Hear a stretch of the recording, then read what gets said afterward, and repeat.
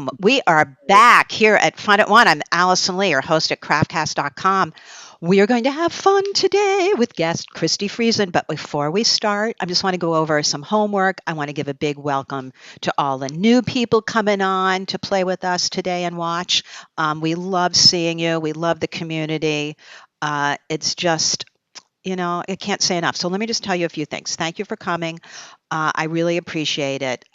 We love just getting all together. Now, a few technical things. If for some reason you lose sound, usually it's because your Wi-Fi wavered.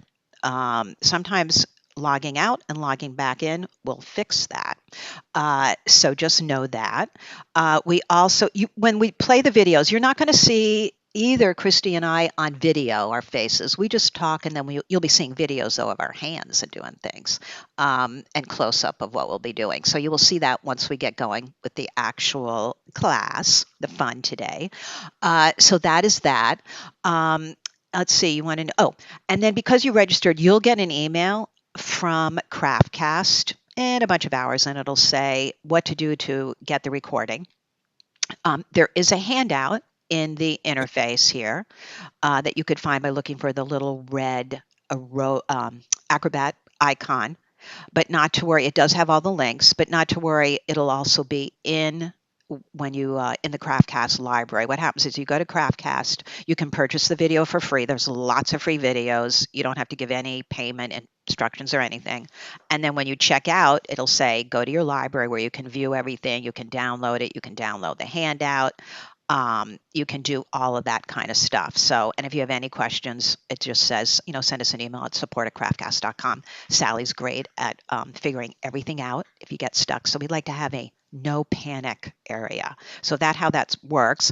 And for everyone new, I just want to show you Craftcast. Come on over to the site. I just want to show you a few things coming up before we start. You can go to you can scroll down and find all kinds of fun things here, bestsellers, all the categories to click through. You can go to the online. We have some live classes coming up. These are paid classes, but we have some really great fun things coming up. We always have, and we're adding new classes all the time. And just so you know, I want everyone to know, one of the reasons we're adding a lot of classes is so many teachers lost their live events. So we are really working hard at getting even more classes up for teachers, so they can have an income from their classes online, since they lost a lot of work due to the current condition of the world. So just so you know, when you're buying a class, you're also paying a teacher. So and I love that because they all deserve residuals too. Coming up, I just want to show off this one.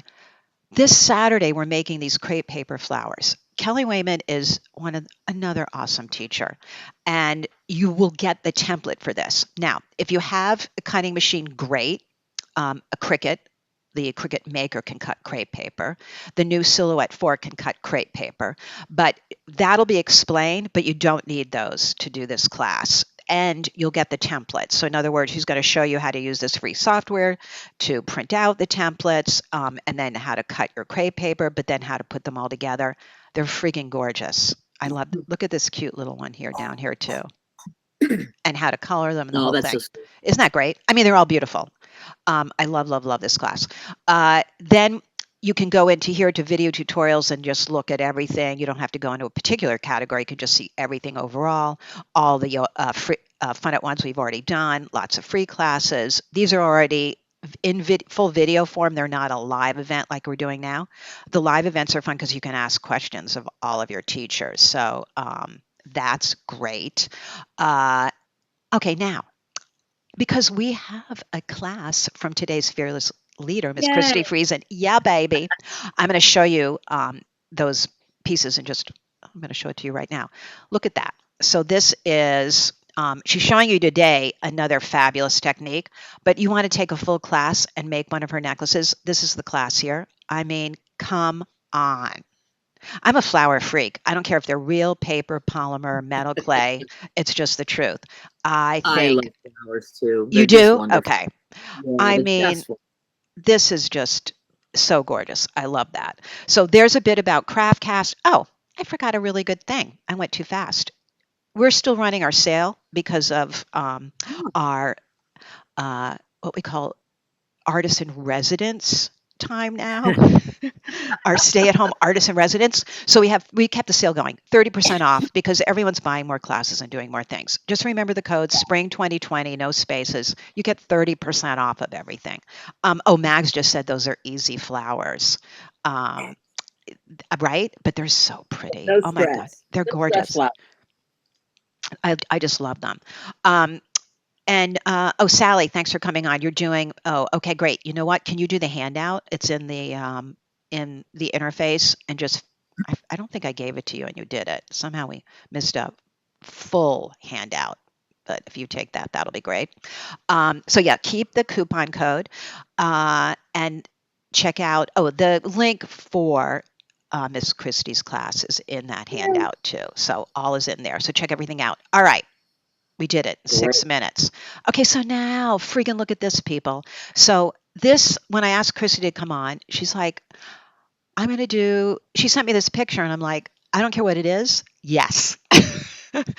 I mean, Aw, gorgeous, gorgeous. And here's a close up. thank you. I And it's such mean, a fun, uh, it's such a fun technique. right? Okay, so now we're going to watch a video. Um, is this yours? Wait, I think this is yours. I want to make sure. Is this yours? I think it might have. Yeah. All right. Let me just start this. Okay. Painting with polymer with Christy. Christy, you take it away and you tell us All right. what's going on. I will talk and hopefully I'll get it all right. Okay, So good. this is our piece that we're going to be making. And I just wanted to show everybody sort of the ingredients that we're using. So I'm pointing out that there's some scrap clays. I used the blues and whites and some granite. That's going to be the background of the flower. And then you see that there's other scrap clays, the greens. We'll be making a little mini cane for both the greens and the pink. So just any scrap you've got lying around.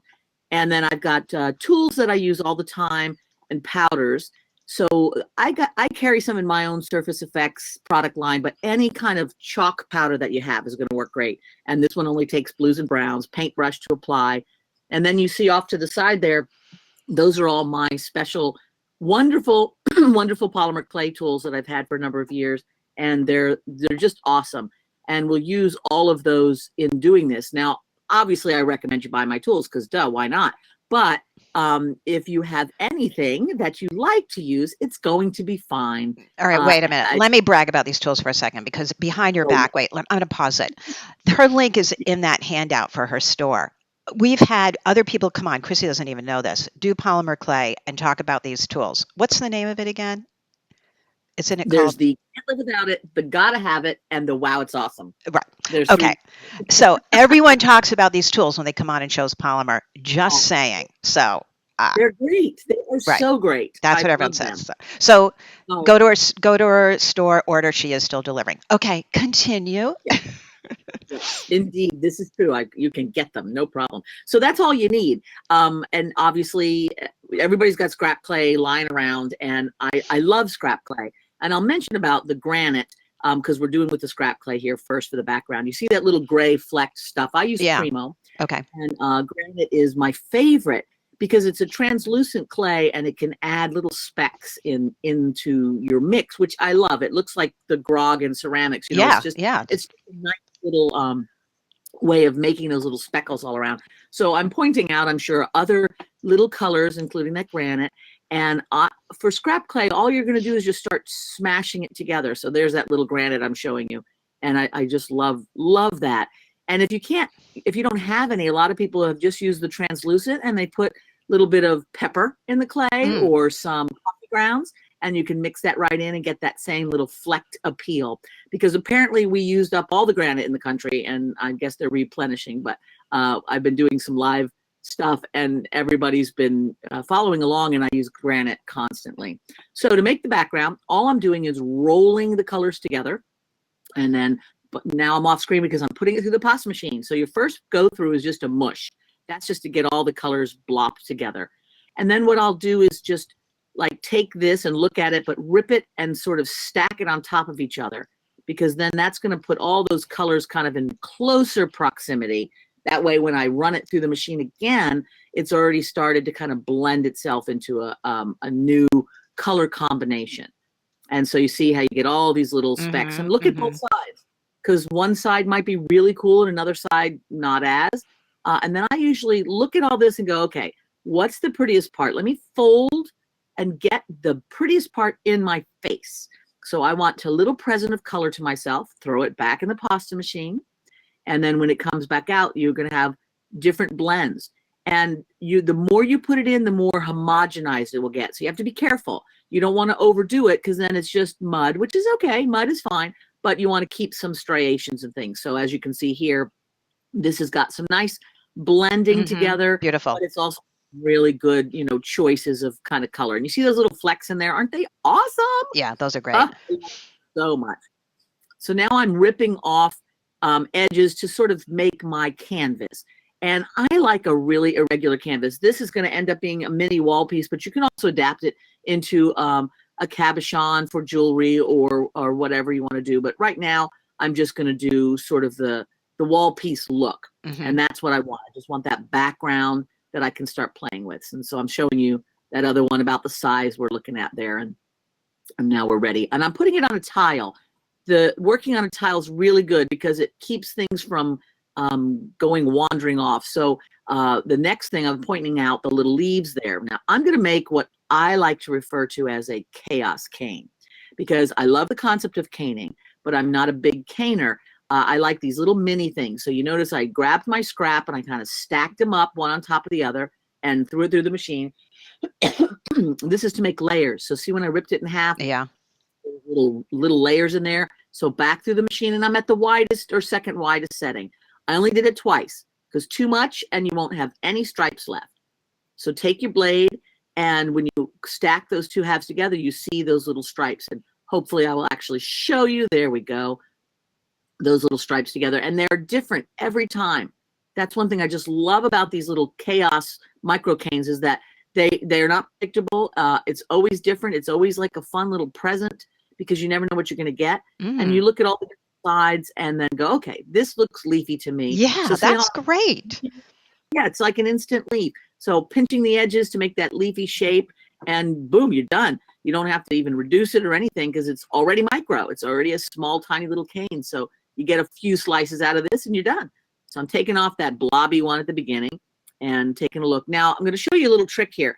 Normally we cut the cane with the shiny, sharp side of the blade, right? You slice right through. Right. So that's what I'm showing. But if you turn the blade over, instead of using the shiny side and you use the dull side, what it'll do is it'll mush the colors a little bit together, and you get a more muted watercolory effect instead of a really sharp. So I think I'm going to turn it over and it's sharp, and then the other side and it's more blended. I like that, especially for this, because we're going to be blending it anyway. It kind of gives a kind of blob look to it all, but in a good way. Those look amazing. Those came out great. Yeah, great. They're really good. And I love that. I use this little stripey trick constantly. So there's my little, I made 2 slices, cut them in half. I've got 4 leaves. And I don't remember if I need more than that, but I think we're going to just do 4 and then put the flowers on it. Little bit of scrap clay. I'm making a snake. This is the stem. And when you lay the stem down, what's really important is that curve. You really want that curve to look, just rounded and soft, and not like it needed chiropractic work or anything, just a nice rounded curve. And then I'm flattening it. And when you flatten it, this is going to help us blend it in a little bit more. But you see some of the stripes and things that were in the cane, which makes just for an interesting visual. Now, the whole idea here is that we're painting with polymer. So we're going to use various of our tools to kind of blend things in. This is the Gotta Have It tool. And there's a kind of a butter knife end that is used for many things, including making wedges in hearts, which is great. But I'm using this other rounded edge. And it is just a wonderful tool for sort of blending everything into the clay. So it's almost like, if you had your paint and you were using a big spatula, it's that kind of effect. So I'm just kind of blending it flat on the surface, and I will go back and put dimension into it. And you could leave it rounded, but for now I'm just kind of making things mostly flat, again, to mimic that sort of painting. And this is very much like the impressionistic style of painting, where you have buildup of paint as a texture. And why not use polymer? Because then we can have things like canes, which you couldn't do easily with. So So I'm adjusting the size of these little leaves and I'm flattening them as I go. The flatter you get it, the easier it will be for this little trick. So this is my Wow It's Awesome tool, and it's awesome if you can only get one because they're not cheap. The tools run around 22 bucks. Get this one to start with, and then you will just love them. And then you can tell everyone that they can buy you a present and it can be another tool. So what I'm doing is I'm just kind of smashing it down a little bit more, blending those sides and yanked it out the edge so that now my leaf is just like, woo! It's like it's blowing in the breeze. And you don't have to do that, but I love it. I love that kind of feeling of it. It's like exploding out of itself and the atoms of the piece are becoming the atoms of the universe. I don't know why, but that amuses me. So I'm going to put it on again so you can see what we're doing again. I'm putting that leaf bit on. I've adjusted the size of it, and I'm just smearing it out there. And then just nice, bold, I would say nice, long, bold strokes are better than lots of short little strokey strokes for this part. You just go bold, baby. And see, I'm just like yanking that thing, and off it goes. Because we can clean it up. If it goes crazy, you can clean it up. And if it turns into a total mess, at least you had fun learning the pressure and the strokes needed to create, you know, a thing. And so it's an experiment then at that point, which is fine. So I'm putting the 2 more leaves on there. We're going to do the same little trick. Again, blending on the sides and then stroking that out, making it just come out into the background color. And then refine it a bit. But see, look at all those stripes from the cutting of the slice. You still see all those stripes, which I think makes for a really fun look. Now, my finger I'm using to get rid of some of the indentations from the tool because I'm going to put indentations in. In fact, I'm beginning now to clean up little edges, but I want them where I want them. I don't necessarily want ones that are taking away from the look, so I'm kind of cleaning them up with my fingers and then, you know, changing it. So I've switched to the other tool. This is the back end of the Can't Live Without It tool, and I'm dragging the flower lines into the stem to make them look like they're growing out of the stem. So now we have a nice little stem of flowers there, and we're going to have, stem to put flowers on, which is going to be the next thing. So I'm sweeping away stuff, getting ready for my flowers, which is going to go back to that blob of pink things. So I've got some peach stuff in there and pink and white and whatever flower color amuses you. Do the same trick where you're just rolling it into a wad. And I flatten it out. I'm doing this by hand instead of putting it through the pasta machine because it's so small. So ripped in half, one on top of the other, ripped in half again, one on top of the other. And when I cut that in half now, we're going to see that we have those stripes again, which is what I'm looking for. So let's chop that open and see, and you'll just see how cool it is. You can do this all day long and just look inside. So there's some little bits in there, and look at those lovely little striations. I mean, it's a flower petal already. It's sort of blowing my mind. It's like magic, only I'm watching it happen. It is. And because it's so little like that, you don't have to worry about planning and which color goes with which I totally admire and think is great, by the way. But I like just the immediacy of it. So now I'm just making it a little smaller. I'm pinching that into kind of the same sort of petal, sort of teardroppy shape, and I'm pulling it a little longer and squeezing it more. That's going to make it smaller. So those of you who have done canes before know that this is reducing, but you're just essentially taking that blob and pulling it longer and making it more manageable as a flower petal. So we can see some little stripes in there, and I've made it into sort of this teardrop shape. And I'm going to see, I'm checking to see the size. Yeah, that seems about right. And now I'm going to cut it off. And on this one, I'll cut it off with the sharp end. So keep those little lines nice and tight because they're already a little bit more indistinct, so I don't want to lose anything from those cuts. So I'll just use a sharp end, but of course you can do either one. So I'm making several little chops, and I who knows, I made 5, but I probably didn't use them all. Who knows? We'll see. I don't remember. But little slices like that, and then we're going to add them to your flower in the same way as we just did. So there's my little piece. I'm going to grab that. I'm going to put it right at the very tippity tip top. Maybe if I can get to it. I think I'm looking at it going, let's move that stem just a little bit. It's a little wobbly. Now see what I'm doing? Is I'm just taking the tool and I'm pushing the clay, the blue clay, up against the green clay and kind of like shoving it where I want it to go. And that's how you clean up lines. You don't erase anything. You just push them where you want them to be. So there's the kind of look that we're going for. This little cluster of magical flowers at the tip. So I'm going to put a couple of them here, and we're going to just kind of place them first, and then I'll blend them all at the same time. And I think I might just do 3 on this one, just so you're not there watching me do that for the rest of your lives. At home, you can make as many flowers as you want to. And again, press them down. The blending part is so much easier once the cut is thin and flattened against the clay. And I'm going to put a little teeny bit of green from my green scraps to sort of make the grabby part at the end of a flower that connects it to the base. You don't have to do that, but I think it's another little piece of the details that sort of makes things more believable. Sometimes you don't even see, you're not even aware of seeing those extra little bits, but they just sort of sell the piece, so to speak. So little things like that, it really makes you go, it's a flower, because I see that it's growing out of that stem. And those are nice. So back end of one of the tools, just kind of blending it in. And you don't have to have expensive tools to play with polymer. It's nice to have them, but you can use toothpicks and little wooden dowels and things like that you have around the house. But I find that once you step up to some nicer tools, everything is a little easier. And that's helpful. So now I'm just flicking out the ends, kind of like to make the petal, just kind of pulling it out. And as you can see, I'm just dragging it to extend the pink of that cut out farther and make it softer and more flower-like. Now you can leave those little marks there. I'm going to go back and just see if there's anything I need to do to push in between to make it less blobby and more individual petal looking things. But then I'm flattening away those marks because they get in the way visually of the flower. I mean, we're going to add marks, like I said, but we don't want them so dark that that's all you see. So that's why I use my finger to kind of minimize. And now I'm using that tool again to sort of separate in between the two. And sometimes you can pull the clay from the background in and fill in the gaps. But if not, you can always come and just grab a little teeny piece of clay and paint with it. Put it right on top of where you want that to be and just blend it right in, and boof, it's like magic. So it's so easy to do this. You just keep on adding things. Now the fun part, I'm going with my tool and I'm going around all the leaves and I'm kind of defining them. This makes it almost like a bas-relief where you're bringing the visual kind of up by pushing the background down.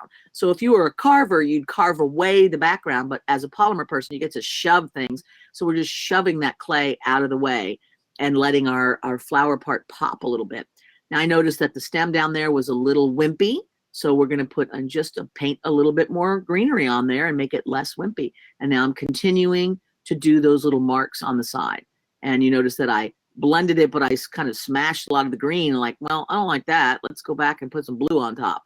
So it's kind of satisfying to be able to just shove all the clay around and take care of any problems that you had by just moving things around with your tools. So there's the outlining. Then I'm going to come back with my wider tool. And this is the fun part. I'm just dragging these texture lines in, and you go all the way out to the edges, and be bold with this, man. Just push it and make those lines flow. I like to kind of go all the way out to the outside edge. And then if there's any problems, you can use your finger, as you saw I did there earlier, and kind of clean up areas. If it cracks, sometimes that looks great and I leave it. Sometimes I don't like the crack. Like, see, that one's too much. Let's fix that one. But the other ones are nice. So let's leave those. And look what this does. Doesn't that really kind of it's amazing. Yeah. Which is just kind of delightful, actually. I think it's great fun. So I will finish up that little bit here. And I usually find that the outer edges sort of make themselves beautiful at this stage, and I end up liking them and leaving it like that. But you can always then cut this out and place it on a cabochon or make a brooch out of it. I had a little clay up at the top that sickened me, so I yanked it out of there. I didn't like the blend, so I'm just kind of cleaning up. So just to show you that you get to move things around, do what you want. You don't have to be pushed around by what the clay does. You can keep on doing things until it's what you like. And I'm refining some of that, and nice bold lines, keeping them. It's almost like icing a cake. You've got that beautiful, if a cake is iced right, you can see the stroke lines, and that is just so much more tasty. And that's what you've got here, that same kind of feel. And then the last step is just going to be adding the powders. I use a lot of pigment powders, pastel powders, things that are no shine to them. I think most polymer artists are familiar with mica powders. We all know how those work, but we don't know the magic of pigment powders, because this adds a color gradient depth without any shine and becomes a part of the clay instead of a surface thing that you notice. And so what I'm doing is I'm just putting this in, and I'm kind of giving some definition around the flower, because the tones of the flowers and the leaves in the background are all in that same middle tone. So we need some deeper colors to really accentuate the design. If your eye has lights, darks, and middle tones, it's going to be a lot more interesting than if it's all kind of one tone, unless there's a statement you're trying to make with that. Sometimes those all one tone things are wonderful, but so far as overall design aesthetics are concerned, that sort of contrast. So you can kind of already see that it's more dramatic on this blue side, because we're seeing the stroke lines a bit more, and it's just a little bit better visual. So all I'm doing is taking a brush and I'm putting some deep powder into the cracks and crevices that I want it to be in, and then I will go back and blend things a little bit more with a clean brush. And that's the trick. It's like putting that depth of color and then going back and cleaning your brush. Otherwise, all you're doing is smearing the same intensity of color all over everything. And we don't want that. We want, again, contrast. We put it in for the contrast. So you notice that there's some areas that I leave kind of blank, because your eye have places to rest. If it's all the same and all the colors are competing with each other, then there's no movement in the piece. There's no joy of discovery. And all those are little things that you kind of need in a good design. So even though it's on a small scale, all of those elements come into play. So what I've done is I've kind of made these thick bits of color, and now I like to use tape to lift some off. Oh, good idea. The ridges again. Yeah. If you get it somewhere you don't want it, the tape will pull it right off. So I think sometimes people have struggled with that because they're like, oh, I got stuff where I didn't want. Tape, boink, magically. It's that magic tape. It'll just pull that right off. So see how we're kind of minimizing some areas, and we're letting those tops of the lines show by letting the color go down deeper in. Especially there in the bottom left corner, you can see that one little curved line. By pulling that, the tape pulling the color off, that one gets to be visible again, which is nice. And I use brown now in everything because it's just going to add a little bit of sophistication. Sometimes polymer can be very bright and very plasticky, which is not a bad thing, but there are times, especially when you're doing an organic, where that can be too much. So bringing in just little bits of brown changes that. And I'm going to put a little much on here, and then I'm going to take some off with tape. I like that trick. I don't know why, but it just leaves like a residue there in a different way than if I was just doing it with my brush. So I'll do a little bit here on the bottom corner for no reason, just because I liked it there. So that's what I did. Put a little bit there for contrast. And then I think we'll pull that tape trick in one more time, and we'll be done. So it's easy to get too muddy with your browns, and you have to be careful. And I'm kind of cleaning the background because sometimes it's hard to tell what you see. Actually, I guess I did not go back with tape. Maybe I thought. Oh, there you go. No, there you go. It's like I thought I did. Yeah, there we are. Just a touch, because you don't want it muddy. You want that hint of shadow and nature, but not like, ooh, somebody threw mud all over everything. That's no fun. So I'm picking up some of the extra and just leaving just that hint. Wow, that's there you go. Frigging amazing. I mean, also it looks very meditative to do it. It's very zen, very zen. That's what it looks like. Because I was like mesmerized watching. When you're just pulling the clay and watching the color go, it's really nice. Yeah. Beautiful. Oh, wait, you're going in. Oh, you put in one more little, okay, push that flower in a little bit. Okay. Right. Some of those petals maybe get a little bit too like a big fuzz at the end. And if you want to refine your area, that's kind of those little finishing touches, here and there. And I will mention about baking too. Most of the people watching have done polymer before, but polymer clay is not an air dry clay. It has to be put in the oven to firm up. And the clay, all the clay packages that you get, whatever you use, is going to have instructions on the side, what the temperature is and for how long. And usually I bake at least half an hour to 45 minutes, usually 45 minutes on everything at the temperature mentioned on the clay. And I use the oven thermometer to keep an eye on the temperature inside, because ovens are big fat liars. So you got to have that thermometer in there to know what it actually is in the oven. Don't trust your dials. And then I preheat the oven, put it in, let it bake for its half hour, 45 minutes, turn off the oven, let it cool down. And these thin pieces will be flexible. That's how it's supposed to be with polymer, if you've done it correct. If it snaps in half, then it was too cold or for too short of a time. So you want to make sure it's hot enough and long enough. And there you go. Boom, done. Oh my gosh. All right, we have questions. What do you suggest also as a good oven to get, Christi? That's a good, there are several ovens that are made specifically for polymer clay. I don't necessarily recommend them. What I recommend is you get the biggest oven you can find, because the farther your heating elements are away from your clay, the more less chance you have of scorching in hot spots. So there are quite a number of tabletop ovens, those little small ones that you would put your pizza bagels in back in the day. Don't get those. You want something with an interior space of a minimum of 8 inches. Okay. And they're defined, but there's a couple, good brand. Hamilton Beach is a good one, and there's a couple of others like that. But just as much space as you can find inside. A convection oven is nice because it blows the heat around and keeps really? it Okay. Yeah. You can use your home oven, but most people will want to get a table countertop oven at some point, because there leaves a little bit of residue in the oven. So then after a while, your casseroles are plasticky, which is no, not good. Yeah, I believe in getting separate things. All right, we have some other really good questions.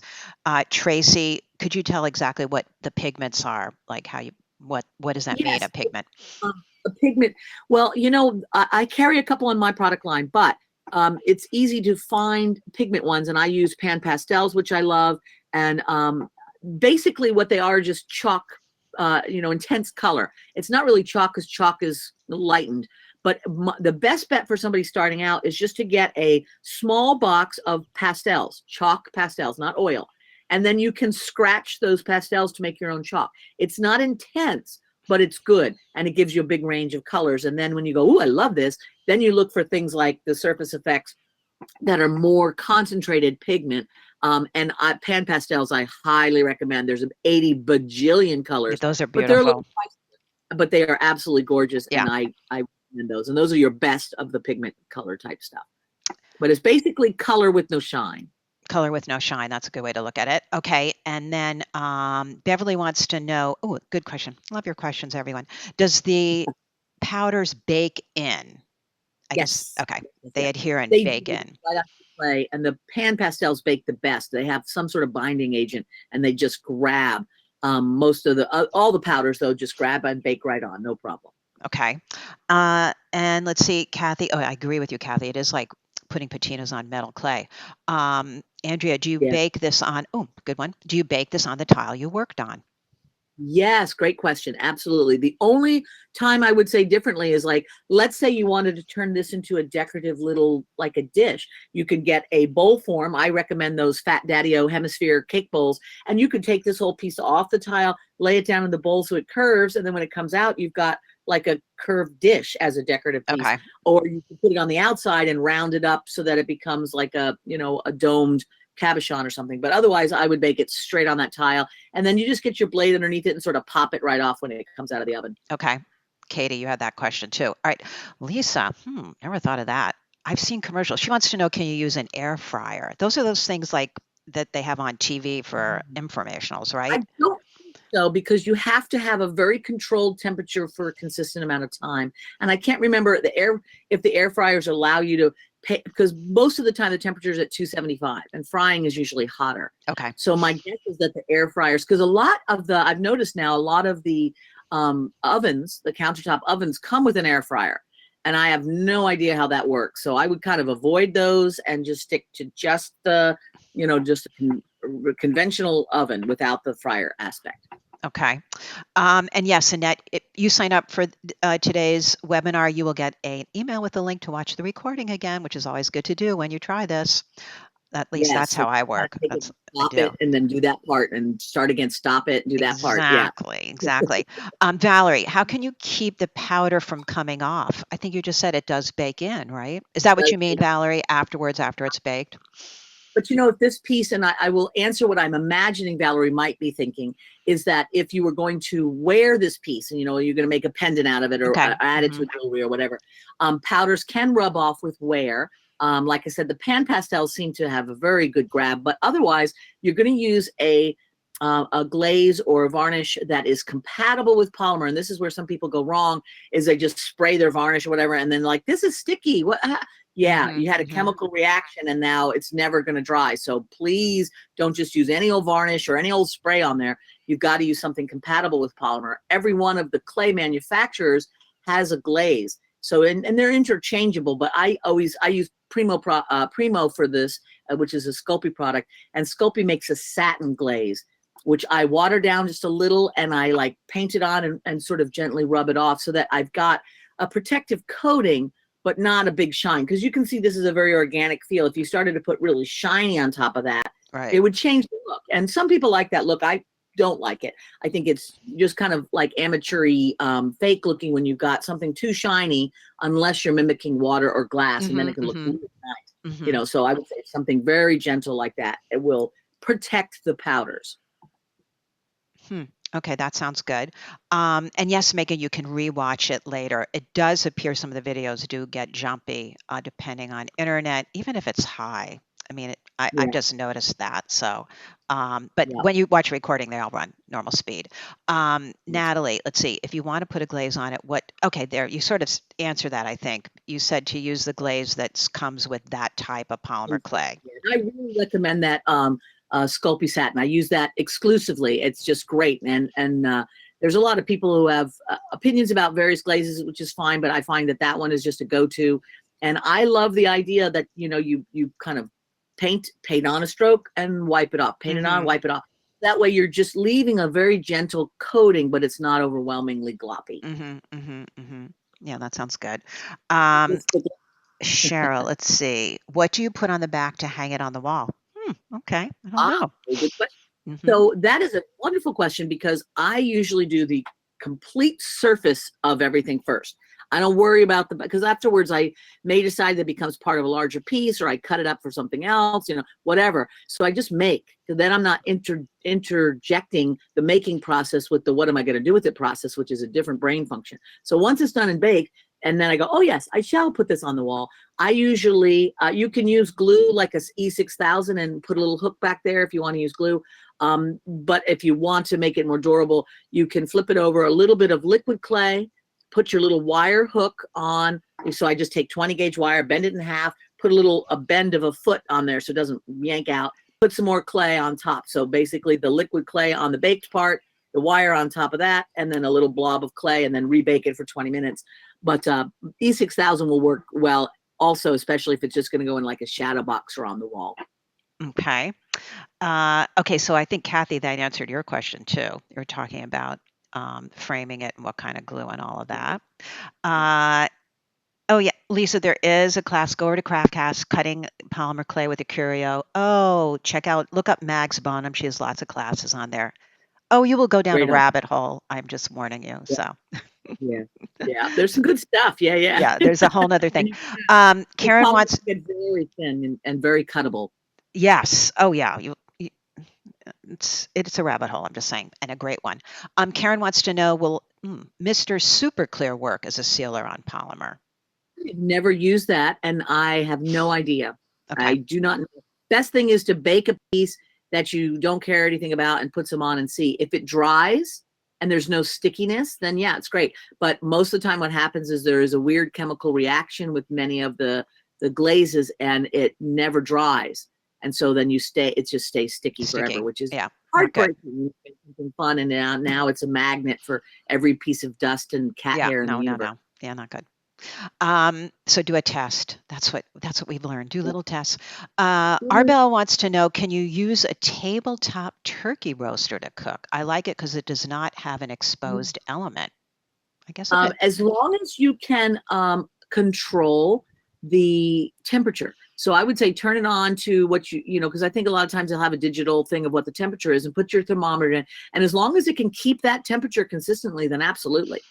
Yes, it's got to stay at that 275 to 285, depending on your clay, and that's Fahrenheit, for your hour without spiking. And that's part of the problem, is some of those will, if I can remember I had a flavor wave just for cooking, and it'll go on, but then it'll go off and back on again and off and on and off and on.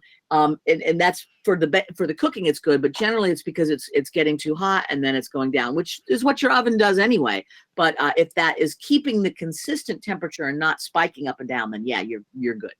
There you go. See, there's all different ways to bake your clay is what we'd say. I've never heard of a turkey thing like that. Okay, so Millie wants to know, where do you get those tools? I'm just saying, who's on that can put a link in there? Mags, are you on? And just put in Christi's link, and I'm going to put it in the box. Christi sells them, and now is a perfect time for me to also brag about CoolTools.us. Cool Tools is one of our sponsors. They sell lots of things too, but definitely go over to Christi's site. Maybe I can just bring it up right here, unless someone can get it. Here we go. Here we go. And you be able to jump right in. Here we go. So here's Christi's. I'm going to put this in the link for everyone where you can get those great tools. What was the one you said to get first, Christi, if someone is buying them? The Wow It's Awesome tool. And I'll give you guys a little coupon code that will get you 10% off, which is most of the time it'll cover the shipping. And that is just CF, as in Christi Friesen, capital letter CF 2020. And that you put in at the end in the coupon area, and you will get your 10% discount. You guys, I'm sending that all to you. CF 2020. Fantastic. All kinds of fun things on there. And then that coupon will work for anything on the site. So whatever you get in there, it'll all get the 10% off. Oh, it's another rabbit hole that we enjoy. La, la, la, la, la. Yeah. Love everything. Yeah. It's all fun. All right. So enjoy that, everyone. That's a fun thing. Go ahead, hon. Yeah, but Cool Tools, you mentioned earlier. I love Cool Tools. I've gone up and done a few videos for them as well. They have a lot of really neat stuff. They do. And I know they carry my products. I'm pretty sure they carry pan pastels as well. And they just have some great stuff. So check them out. Yeah, they do. They've got pan pastels, and see, they got some of my products. So yeah, that's another good place to get them. They probably carry my tools, as far as I know. It looks like they do. Yeah, they're not cheap, but they are awesome, and they last forever, ever. And they're my go-to. I really love them. Yeah. And that's, speaking of a rabbit hole, I forget how many colors they have now. It's like 150 or more. You know, it's craziness. It is crazy. Who is it? Claire Moncel, who does a class with us with Polymer Clay. She calls these her babies. She loves them so much. So take advantage of that. Yes. More fun things to have. Oh, and what I love about Cool Tools, they're delivering too, and we love Cool Tools. They're just great customer service and everything. So it would be great in a shadow box, Natalie said. I agree. Millie. Absolutely. Did you want to know? Oh, so you got that. We just said the tools, right? Let's see who else. Can you talk more? Oh, molds. Well, you know what, Andrea, we have a free mold making class if you want to go in and learn how to make molds. And I think you use the same. Do you use AB when you make your molds, like a AB mix, Christi? Oh, yes. Yeah. That silicone mold. Absolutely. Yeah. We have, there's molds right there. And you sell the mold material? I did. I can't remember if we're out of stock on that one or not. Okay. But Cool Tools for sure. See, I think I got some down there, but it might be out of stock. Yeah, Cool Tools has that, and there's a free Craftcast class on that if you want to learn how to make molds. Pam East does it. It's great. It's really fun. You'll see exactly how to do it. You don't understand the concept of a rabbit hole? That means you don't leave the page, and all of a sudden you've spent an hour and you wonder how you got there. Yeah. Yeah. Megan said, can you use, what is that called? PYM2, Preserve Your Memories, I think it's called. You can use that? Yes, absolutely. That's one of the very few ones that it comes in a pump and an aerosol, but it's one of the very few aerosol glazes that will work with polymer. And that company is out of business. I don't know if someone else bought their formula or not, but it is a lovely product. Yeah, I still have some of that. I just put another link out there for everyone. Thank you, Mags. Right to the store for Christi, so you have it. Sherry just said, you need all the tools. They're a game changer. You got a fan there. I know. I've heard it. Yeah, we don't lie about stuff. Yeah, I worked with a guy in New York who has a great, you probably know of him, the Complete Sculptor in New York City. Yes. And I taught from early on, and he asked me, he said, we do a lot of tools. If you ever have a tool, I'm like, do I? Because I came in from a ceramics background, and those of you who are into ceramics will notice that there's a similarity with some of these from Kemper tools. And I basically had some modifications that I wanted to the ones that I did, especially because I wanted them out of metal and not wood. Wood tends to build up residue from polymer clay. You can use it, but it gets skunky over time. And these metals are just the best. And then they also work when you're playing with resins and epoxy clay, which I do all the time, in a way that wood can't. And so they're very multimedia use. And he worked with me to kind of get these different tools done, and he's done a marvelous job. They're absolutely fantastic. Well, you have lots of fans, tool fans on here that are saying they love it. Cheryl, different people, they have it. So let's see, you're definitely having me hooked into your site too. Well, good, Suzanne. Yeah, I know. That's what I mean. But you know what? Isn't this a good thing to be hooked on? And it reduces stress. It's already proven that things like this lower stress. So hello. I think it's all good. It's absolutely. Important. Yeah. Absolutely. Eileen, I don't know what you just said there. They went out of business, preserve your memory. So I would just type it in and do a search on Google and see if someone still has it. I know at one time we were talking to them about that possibility. So with any luck, it's still available somewhere, or somebody has back stock and all that kind of thing. So just, it's PYM2 for some reason, or preserve your memories, and see what you can find on the interwebs. Good. Yes. Someone just said, oh yeah, go to your store, Christy, and just be prepared. You'll want everything. I know. But again, what is wrong with this? This is at least healthy. Just stop. I am not a pusher. I'm not a pusher. I am just like to share the creative everything. Enabling in your life. Yeah. All right. Tracy just said, let's see. In the UK, the store is called Lidl. Sometimes, what's it called, Christy? Yeah, I think they carry. I think so. I forget because somebody else handles like our wholesale accounts and things like that. I don't do a lot of the product stuff day to day. But yeah, I think Lidl carries some things as well. And there's a few in Europe that carry different of my products and other things. So yeah, if that'd be a nice link. Good. For somebody over in the UK. Friends there. LIDL. You can Google that. And here is, let's see, who is saying that? Oh, Tracy said that they carry a spray sealer. I'm going to put it in the chat box here as well, called BAUFIX. So let's see here, that's a gloss or a shine. Because again, I have no experience on that one. Okay. But just make sure you experiment. Don't spray anything on until you know it works. Exactly. Oh yeah, it's no longer, Kathy said the Preserve Your Memories 2 is no longer being made. So there you go. All right. Sadly. You guys, you got to send us too. Promise you send whatever you do to support@craftcast.com, because we will, show it out there and all that type of thing, brag about it, because we like to see it. It's very important. Yeah. We love it. All right. So thank you, Miss Christy. That's fantastic. It really does look like painting with polymer. I really thought you were going to paint.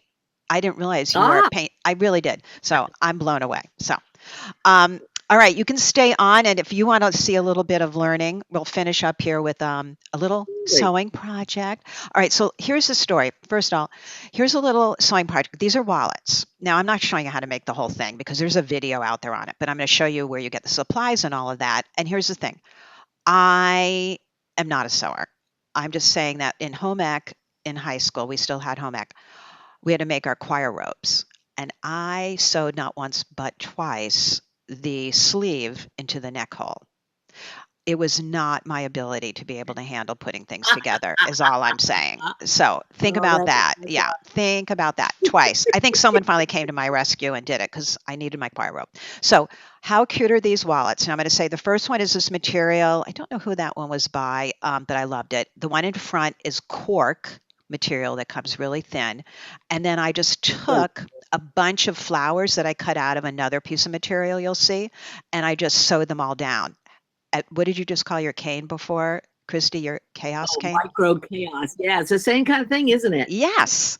And I just went wild with threads and different things, and I liked how that looked. So love it. It's really great. Thank you. So here is, if you want to know this company, Cereal Bag Makers. Again, the link's in the handout. You can go there. This is the wallet, and they show it. And I will say that you'll see I have a little video. I'll show you the PDF you get. That they also have videos to show when you get stuck, because I'll show you the one I got stuck on. I'm going to give you a few hints if this interests you, because you can just use your scrap material. It really is fun. You're basically just cutting out shapes in measurement. So be good at measuring and have is it in here? Yeah, one of these rotary tools so you can cut out your squares. Here's the part I want to underscore highly. Write on each piece what it is with a sticky and a paper clip, because once you get them all cut out, you can't remember what the deal is. So I'm going to show you, though, a video, but here is when I got them together and a zipper installed. This is the other tip I want to highly recommend. Get these clips, because forget pinning. Get these clips, because you can clip everything together and see if it's working correctly and you haven't done it inside out or that type of thing. So here is, I can just show you that's what they look like. And then they sell that little hardware too that pops open, and it's easy to get that hardware on because it just sort of mushes in and you use a little glue. I don't know, mush is the best word I can think of. But this was my first attempt at doing zippers. And I was saying before we all started, making a zipper work so it wasn't like inside out that I could get to was huge. But again, the instructions are great. I love the cork, and this is the material one. And I just used all my different scraps. I thought it was great fun. And it made the little slots there are perfect for credit card size and all of that. And I love the little brass. I mean, how fun are these to make if you're making even party favors for some special party or something, you know? But here's how the PDF comes. And I did print it out. I needed to have it right next to me when I was doing it, because I'm the kind that I have to cross off every step with a pencil too, because I need to go slow and clearly. And then see, this is how the little different kind of tops you can get. That one has a little clutch on top, not that fold over thing, but they sell all of that. I've made all those different kinds. And then and it comes with a little hardware inside, so you're all set to go. And it matches the pattern sizes too, so everything, they give you the right measurements. And then this is what the cork looks like, which is pretty fabulous stuff. That's the blue cork. Isn't that cool? Yeah, and it's easy to sew. And then I was just playing with adding different cork, different patterns on top of it. But I thought this could be a fun, bigger wallet, like like a evening purse kind of thing. Right? I thought that was really fun. And I wasn't even going to put all the pockets inside. I just thought it was perfect for your phone and everything when you're going out. So I think that's really cool. And again, they're called Cereal Bag Makers. They have great patterns and great videos. So I was brave. That was fun. And then I'm going to show you one other.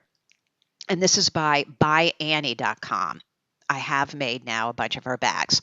For some reason, I don't know what got into me, but when you're thinking, okay, I really want to try this. And then you think, why did I really think I was going to be able to do this? But I did it. The yellow fabric is Lotta Jan's daughter. Oh, thank you, Elizabeth. I love that material. So this is running with scissors tool case. Okay. Nice. Just wait. There's the outside.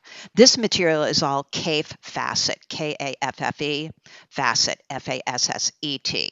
All right, so with this one, running with scissors. Now, this did work my brain a few times, but I didn't give up. So again, great instructions. This one I bought, and then I think, did I download it as well? You can do either. And again, there's videos.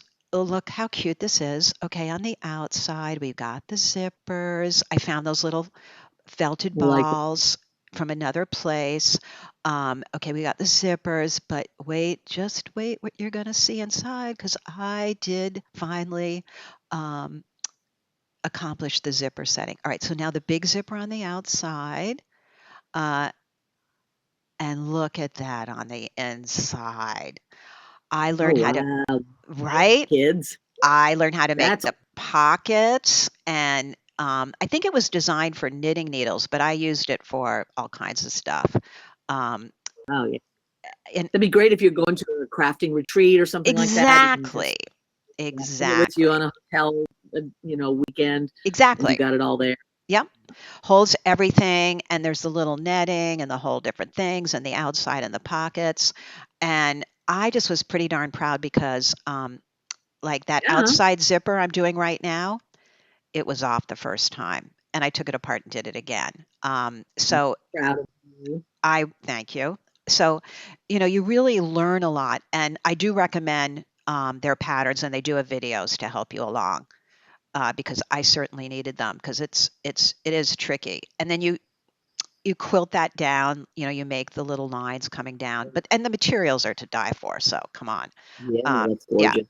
Kay Fassett does like running with scissors. It's great. Kay Fassett does amazing materials. I just love them. So I Yeah, highly that is beautiful. recommend both of those fun things to do. Uh, Oh, very cool. right? Yeah. Yeah, that's So very cool. do you know how badly I wanted to take a picture and send it to my home ec instructor from back in high school? Ah, look, I made it. Can you give me a can you grade me now? Can you pass me Now now? I have a B minus or A plus, please. Yeah, exactly. So, anyway, we've done it again. Another fun hour here at Fun at One with Ms. Christi Friesen and myself here. Don't forget, write down your coupon code over at craftcast.com. Spring 2020, you get 30% off. It's so cool. It's so much fun. And enjoy that. And then, if you want to do more of what Christy was showing us, get her class. I mean, when she did the full flower It's a good class, class. it's a really Yeah, good it's a good class. class. I love oh, and coming this Saturday, don't forget, just come take this class. Get the 30% off and come and learn to make these paper flowers. I'm just warning you, they're fabulous. But it's a great class here with, making beautiful pieces like this. So that's fun too. I want to thank you all for coming. Big applause, I think, for Christy. She showed Oh, us genius, wonderful stuff. What was the name of the first pattern? Let me look there, Pam. That's Cereal Bag Makers, is their name. And then just look under Bag and Wallets and you'll find it. It's the link also to their site is in the handout. And for everyone asking about the recordings, yep, you'll get an email later on today when the recording is ready. And handout will be in there as well. Any questions, just email us at support@craftcast.com. And if any questions for Christy, you can email us to us there too. We'll get them to her. And it's fun, right? It's totally fun. perfect. Monica said, I'm not totally sewing challenged. Thank you. I learned. I was determined. All right, everyone, you'll be on the mailing list. And next week we have, you're going to freak out. We have patina and embossing, aluminum and metals. I mean, really great. And then another piece of flower artwork. So, I mean, really, really, really fun stuff. So, thanks for coming. And I look forward to seeing you all again. And Christy, thank you so much for sharing your genius work with us. Oh, you're so welcome. I really was glad to be here. Yay! All right, everyone, please stay safe, stay healthy, and we look forward to seeing you all again soon. Thank you so much. And Bye. bye, Christy, and I'll mute you now. Okay, bye. Bye bye, everyone.